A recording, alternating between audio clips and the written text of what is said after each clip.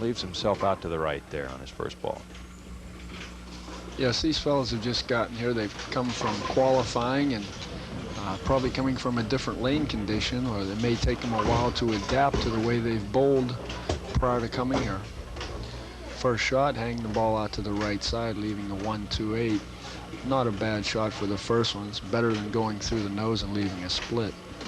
They qualified at Noble Manor, where Joe Etor was runner-up, Steve Zilka the champion. And the 1-2-8 conversion by Joe. Yes, as compared to the other matches, Roy, he shot the 1-2-8 with a different angle. He seemed to play it straight up the lane rather than use any angle at all. Well, he has a 4 handicap, so he should know a little bit more than Steve Zilka with a 31 handicap, and he gets a Brooklyn strike to start it off. Steve is from Aliquippa. He has a 155 average. He's a draftsman and a single, and bowls out of Sheffield lanes. Yeah, you can see here where a big fella here gets a little bit too much on the ball or playing an improper line. The ball crosses over and he gets a good break and gets the 5-pin rolled out. So there's a 27-pin difference in that handicap. It's the biggest difference in this show.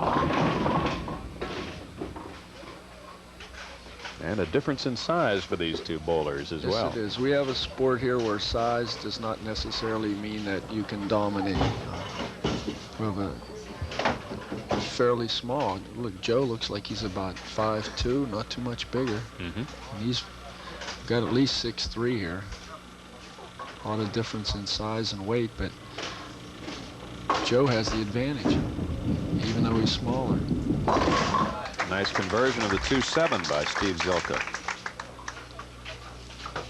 Yes, I don't know if our cameras can pick it up, but we're bowling on an AMF lane, and you can see above the spare here, there's an arrow on the machine which shows you where you should place the ball in order to convert it, and this ball goes exactly where the arrow told him to put it. Now Joe Etor working on the spare, kicks the 10-pin out and leaves the 4. Well, Roy, there's a characteristic that you picked out on lane 8. A little bit more reaction than lane 7, and Joe's first shot came up a little tight. We'll have to see when he comes back to 8 as if he corrects it or not. Yeah, see the arrow here? This is the AMF spare maker. It's an indicator light that tells you where the ball should travel in order to convert the spare. Not too hard to figure on a single pin spare. No, not at all. he made he made the adjustment from lane 7 to lane 8, and hope he realizes that lane 8 actually hooks more than lane 7. Yes, sometimes when you make the wrong adjustment, you get in more trouble than you were before you adjusted at all. He would have been better off if he started on lane 8 and then went to lane 7, so we'll see what happens here on this shot. Tucked it inside. Got away with it. Leaves a 6. Yes, that's an example of poor execution. Even if he is lined up properly, he wasn't able to execute the shot well, and you can see the ball's off his hand and it's inside his target. It's directly through the head pin. He got a break by only leaving a 1-pin spare.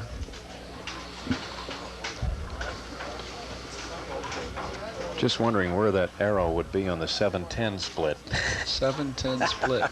Probably be 2 arrows, 1 on each side.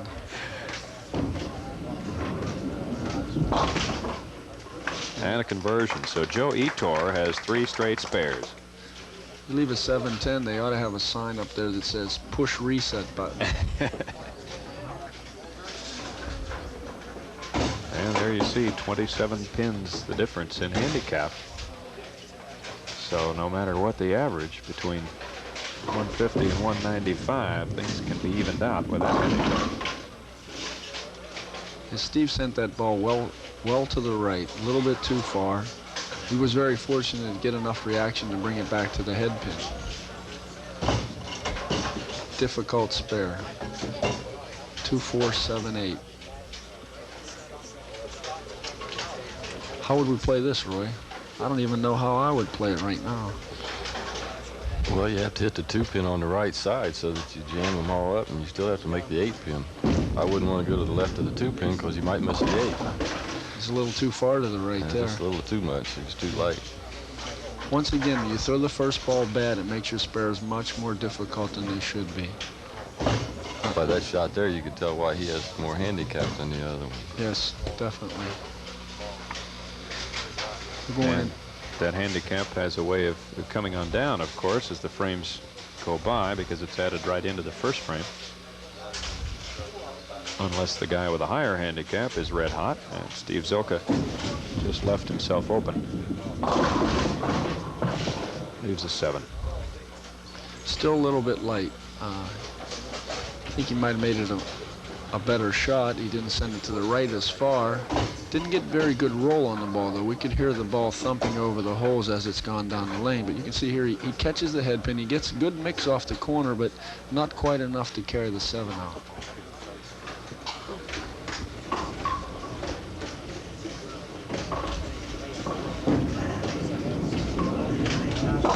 There's a 7-pin conversion by Steve Zilka. I think we could see in that spare shot where he had more confidence. He rolled that ball very well.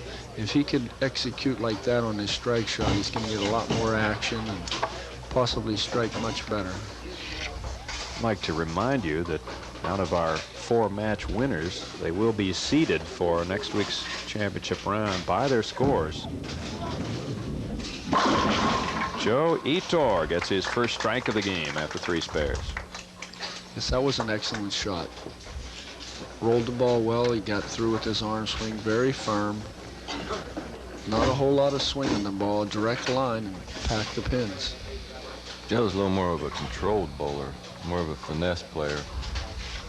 Tries to let the lane and the ball do most of the work, and he just gets it started in the right direction. Very similar to Roy's game. Yeah, I can understand this game here. Not bad. Just a little bit light. That lane's just a little bit tighter than the other, and that's just about exactly how much tighter it is. The ball won't hook just about enough to leave this spare compared to lane 8. Yeah, the same shot on lane 8 would have very easily resulted in a strike, but on lane 7 he has the 2-4-5, which we can see the AMF spare maker says go between the 2 and the 5, and you will convert this spare.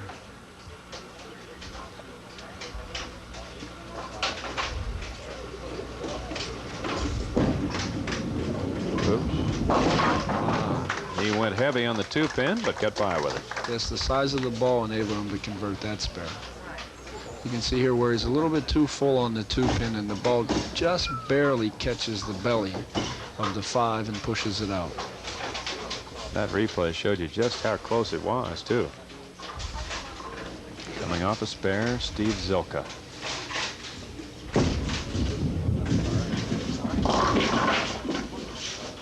Well, the 2 is still wiggling, and the 8 dropped out. The execution on that shot wasn't bad. I believe he's playing the lane in the proper area, but the roll on his ball seems to change. The ball's leaving his hand a little bit different each time. He's a little bit tight, and he's causing the ball to roll over the finger holes or the thumb. It looks like a full roller, so he must be catching both the fingers and the thumb. For the 2-pin. Trouble. Steve Zilka misses. Tightens this matchup. Yes, it does. And the strike will be dead even. So Steve, who started with that 27-pin advantage in the handicap category, now is struggling a bit. He's had 2 open frames. Of our qualifiers for the final 4, so to speak, for this month's Amateur Bowler of the Month award, 226 is the high score. Brooklyn strike for Steve Zilka, who shakes his head, but he's back on track. Yeah, you can see here his hand position. He comes straight through the ball. There's not a lot of wrist motion. He's more straightforward, and you see the revolutions of the ball. It rolls end over end. He crosses over, and it's a solid Brooklyn strike. Looked like the ball hit the 7-pin. Joe Itor. And the 4-pin is shaking, but it won't go for him. Not a bad shot for lane 8. No, it looked like it was a real good shot. He struck on that lane before and just left a 4-pin, so he's pretty well lined up on that one. I'm sure he'll make a better adjustment on lane 7 with this next shot. This spare should be pretty much routine for him, but you really don't want to let down on it. And it converts. For the second time in the match, there's a 4-pin conversion for Joe Etor. And now, score just 1 pin difference through 5, but Steve Zilka working on a strike in the 6th and Joe Etor a spare. He says this is where the jockeying of frames comes into play. Even though Joe's 1 pin behind going to the 7th frame shot here, should Steve come back with a strike in the 7, he'll be 11 pins down. High. Joe Etor with a Brooklyn strike. I don't think that's the adjustment we were looking for. No, I think he made his adjustment on the lane. Stood in the same place and made his adjustment on the lane. Yeah, he either that or he pulled the ball inside, just made a bad shot. But he did get a break and carry this strike. Another Brooklyn here. Well, we mentioned a little earlier, Russ Durston qualified 226. So far he's the top seed among the qualifiers. And Steve Zilka came in a bit high with that shot. Yes, he got an overreaction on the ball, but if you could hear, there was no sound from the finger or the thumb holes. When you get the ball rolling smoothly on the surface of the ball, it'll react more than if it's rolling over the holes. It's actually bouncing when it rolls over the holes and it doesn't have as much traction. Match virtually even. 9-pin shot for Steve Zilka, and he converts. So we are neck and neck through 7 frames. So we have Russ Durston, 226 into the championship round. Art Rossi at 212. Bill Duncan at 190. They have all qualified, and our 4th qualifier comes from this match. So they will square off those 4 next week here at Melody Lanes. 5-9. Do you think the lanes could be breaking down enough to make the ball cross over, or is it just bad execution? I think it's just they're standing in the wrong place, looking at the wrong target. It looks like they're trying to make a certain spot work, and more or less, instead of moving around and letting the ball tell them where they should play. As we saw the AMF spare maker, it requests that the ball go between the 5 and the 9, cover both pins with the ball to convert the spare. That's exactly the way Steve Zilka makes it. That was a good shot. Now, if he pays attention to that shot, he should throw the ball there the next time. That's a very good shot. Excellent. He could play his strike shot very similar to this and hit the pocket. He's deep. He's in around the 3rd range finder, the 15th board. The ball would have been in the pocket solid should he play his strike ball there. It is now Joe Etor who has gained the upper hand, but he needs to keep the pressure on with a mark. And just got a little bit of the head pin. Yes, he hung it outside a little bit. Maybe a slight timing problem. Got to the foul line a little bit ahead of the ball. Sent the ball right of his target. Not enough reaction on the back end to get it to the pocket solid. He gets a break again. I think that may have been a reaction from the shot he threw on lane 7, where he went to the left of the head pin. He wanted to make sure he kept it to the right. That's why you have to keep the 2 lanes separate and the 2 frames separate. You don't want to let the frame before dictate what you do on the frame that you're in now. That's right. Well, gentlemen, through 8 frames, there's a 1-pin difference. Joe Etor is the leader by 1. And he's made up a lot of pins since frame number 1. And now it really comes into a pressure situation in the 9th frame. Yeah, this is a key frame. The 9th frame with strike here enables him to pick up 20 pins should he strike out. He's a little tight and leaves the 4. Not a bad shot. Went directly at it. Lane 7's a tighter lane. He didn't give the ball much room for air. He went pretty direct with that shot. A little bit tight, left a 4-pin. At least he got good count coming off a spare. Yes, that forces Steve to strike in the ninth to maintain an even match. And for the third time in this game, Joe Etor has converted the 4-pin.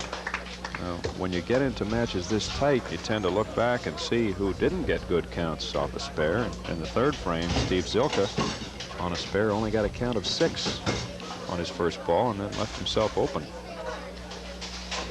Yes, Joe's clean all the way through 9 frames. He has all marks, but he hasn't been able to string any strikes together. Steve Zilka needs a big one here and does not get it. 6-pin left, but he's still right there in the match. You see, he rolled that ball fairly well. That was a good shot. As Roy had expressed earlier, it's just the knowledge of knowing where to roll that shot. He doesn't seem to be playing the lane properly for the type of roll he puts on the ball. He is not lined up well with his target area. He needs the 6-pin to remain 1 pin behind going to the 10th.